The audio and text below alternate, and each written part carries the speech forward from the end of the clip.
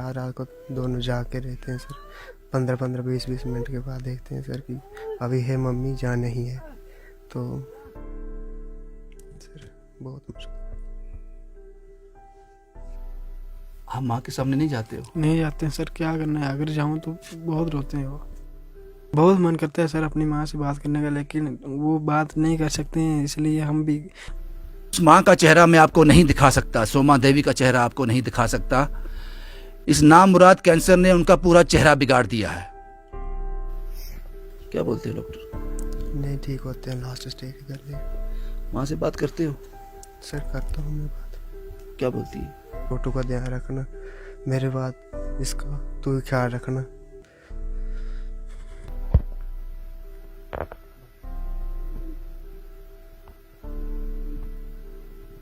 बहुत कोशिश की, ये भैया है ना, मैं तो माँ के सामने ही नहीं जाता हूँ, लेकिन जो मेरे भैया है ना, सिर्फ मतलब इधर उधर जो यही हैं उनकी देखभाल करने वाले, और कोई नहीं है।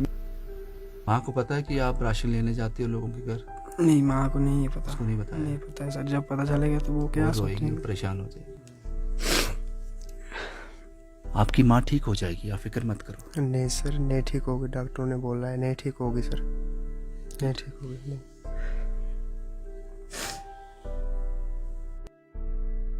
कहानी ऐसी जो रूह को हिला दे। जब मैंने कहानी सुनी, सुनाने वाले ने कुछ इस तरह से बयां किया कि रूह कांप गई। 2 मासूम बच्चे हैं, रोज सुबह उठकर ये देखते हैं कि मां जिंदा है या मर गई। एक बीमारी से ग्रस्त है, सरकारी अस्पताल ने जवाब दे दिया, घर ले जाओ, सेवा करो। वो 2 छोटे मासूम रोज सुबह उठकर मां को जगाते हैं, लेकिन वो वास्तव में मां को जगा नहीं रहे होते, नींद से जगा नहीं रहे होते। ये देखते हैं कि मां जिंदा है या नहीं। और उसके बाद जब रोज सुबह मां उठती है तो अपने बड़े बच्चे से कहती है, अपने छोटे का ध्यान रखना, छोटे भाई का ध्यान रखना, क्योंकि वो जानती है पता नहीं कोई ऐसी शाम आए जिसकी सुबह हो ही ना कभी, और दाने दाने को मोहताज है वो परिवार। जब ये कहानी हमारे तक पहुंची तो हमने देर नहीं की। मैंने पहले कहा कि सुनाने वाले ने कुछ इस तरह से सुनाया, और जो तस्वीरें हम तक पहुंची वो रूह तक जाने वाली थी। इसलिए हम निकल पड़े और हैरान हो गए कि हम ऐसी जगह रहते हैं यहाँ इस तरह के हालात भी हैं। 2 मासूम बच्चे अपनी माँ को रोज ये चेक करते हैं कि जिंदा है या मर गई। मुझे लगता है कि इससे दर्दनाक कहानी शायद ही मैंने पहले कभी की हो। जाना दूर है, पहाड़ भी थोड़ा चढ़ना पड़ेगा, लेकिन क्या फर्क पड़ता है। आप यहीं रहते हो? यहाँ पे एक है ना, एक औरत है, कैंसर है, 2 बच्चे हैं उसके, हॉस्पिटल ने जवाब दे दिया। कहाँ पे वो? जहाँ पे ऊपर, अब 500 मीटर ऊपर होगा। 500 मीटर ऊपर है यहाँ से। जरूरत है उनको? जरूरत सर, क्यों? छोटे बच्चे हैं? बहुत छोटे छोटे बच्चे हैं अभी। अच्छा, तो कमाई का साधन कोई नहीं उनका? नहीं, उनके पास मुश्किल ही है। मुश्किल है। तो अभी क्या वो सरवाइव कर पाएंगी, बच पाएंगी? नहीं, ऐसे फिर मुश्किल, ये पता है कैंसर है।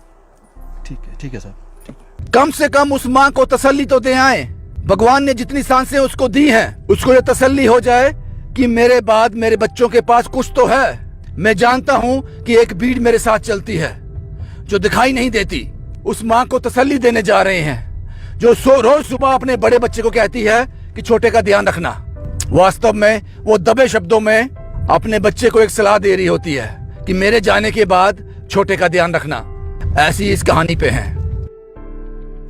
पहाड़ चढ़ने के बाद आखिरकार मैं उस घर में पहुंच गया।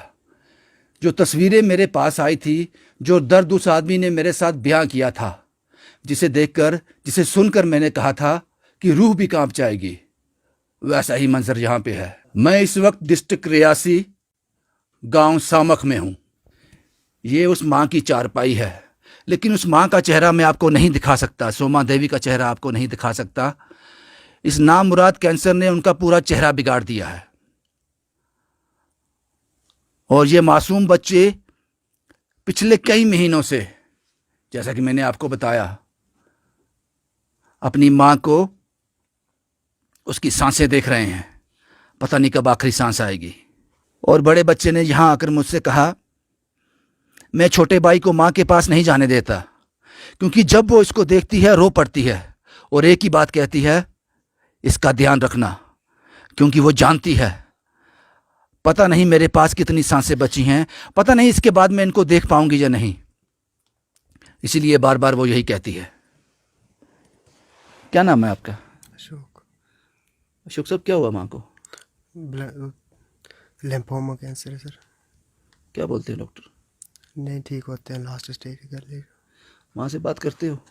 सर करता हूँ मैं बात। क्या बोलती है? बोलती है छोटू का ध्यान रखना सर। कुछ और बात भी करती है?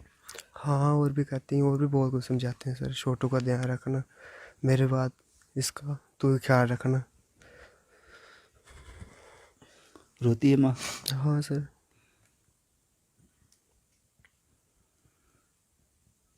माँ को आप सुबह देखते हो? हाँ देखते हैं सर, हम रात रात को दोनों जाके रहते हैं सर। 15-15 20-20 मिनट के बाद देखते हैं सर कि अभी है मम्मी, जान नहीं है।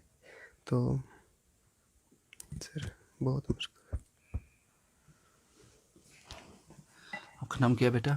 मेरा नाम सुदेश कुमार है सर। आप माँ के सामने नहीं जाते हो? नहीं जाते हैं सर, क्या करना है, अगर जाऊँ तो बहुत रोते हैं वो। क्या बोलती है भाई से? भाई को बोलती है छोटू का ध्यान रखना, जब मैं नहीं होंगी तो तभी इस टाइम भी बोलती है छोटू का ध्यान रखना सर। माँ से बात करने का मन करता है? बहुत मन करता है सर अपनी माँ से बात करने का, लेकिन वो बात नहीं कर सकते हैं, इसलिए हम भी उसके सामने नहीं जाते? नहीं जाते हैं सर। कभी कभी जाना पड़ता है तो फिर भैया ही होते हैं पास में। तो चेहरा खराब हो गया उनका पूरा? चेहरा बिल्कुल जो इतनी इतनी आँख जो बिल्कुल चेहरा बिल्कुल उनका ख़राब हो गया है। देख नहीं पाता हूँ मैं अच्छे से अपनी माँ के चेहरे को। पिता रोता है?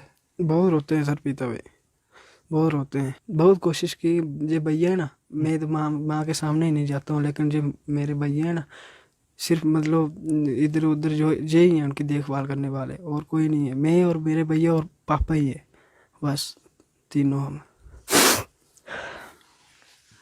खाना कैसे, मतलब कि मुश्किल हो रही है? खाना राशन तो हमें कहाँ से मिलेगा सर, इधर पंच सरपंच है, उनसे उनके घर से ही लाते हैं, और कहाँ से माँ को क्या देते हो? माँ को सिर्फ दूध ही पीते हैं वो, और कुछ नहीं। माँ को पता है कि आप राशन लेने जाते हो लोगों के घर? नहीं, माँ को नहीं है पता। उसको नहीं बताया? नहीं पता है सर, जब पता चलेगा तो वो क्या सोचेंगे। परेशान हो जाएगी। ठीक हो जाएगा, सब ठीक हो जाएगा, मत करो। माँ ठीक हो जाएगी। चलो सर, अभी वही भगवान है हमारा, रोज दुआ करता हूँ सर मैं, मेरी माँ ठीक हो जाए, लेकिन सर चलो। पापा क्यों नहीं जाता है काम पे?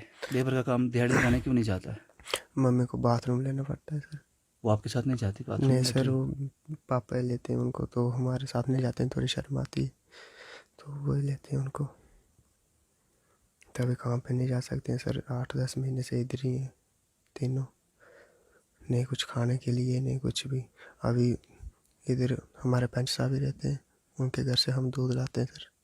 तो हमारे सरपंच साहब है, उधर से हम आटा वगैरह लाते हैं, और गांव से भी जो नीचे कपड़े डालें जो भी उन्हीं से लाए, पंच साहब से, उन्हीं ने दिए हैं आप सभी। बार बार जाके भी होता है कि बार बार मांगने जाते तो दिक्कत होती है? हाँ सर, अभी सभी कितने बार मांगे हैं सर, अभी समझो 1 साल तो हो ही गया है मांगते मांगते। आपकी माँ ठीक हो जाएगी, आप फिक्र मत करो। नहीं सर, नहीं ठीक होगी, डॉक्टरों ने बोला है नहीं ठीक होगी सर, नहीं ठीक होगी। नहीं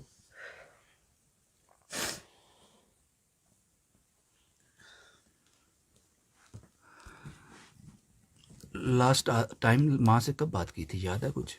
हाँ सर, 1 हफ्ता पहले की थी सर। क्या बोला उसने? माँ ने बोला सिर्फ अपने जो भैया को काम दिखाएंगे वही करना, जो भैया बोलेंगे वो काम करते रहना। सिर्फ बोल रहा था भैया की बात सुनते रहना, और समझा रही थी सर, बहुत समझाया था उन्होंने। सिर्फ एक हफ्ता पहले, मतलब आराम आराम से पहले थोड़ी थोड़ी बात कभी कभी होती थी ना। अभी तो 1 महीना हो गया है, मतलब जो नाच होता है ना, वो मुंह के अंदर भी नहीं डाला है उन्होंने, 1 महीना हो गया है। इसीलिए मैंने कहा था कि यहाँ 2 बच्चे अपनी माँ को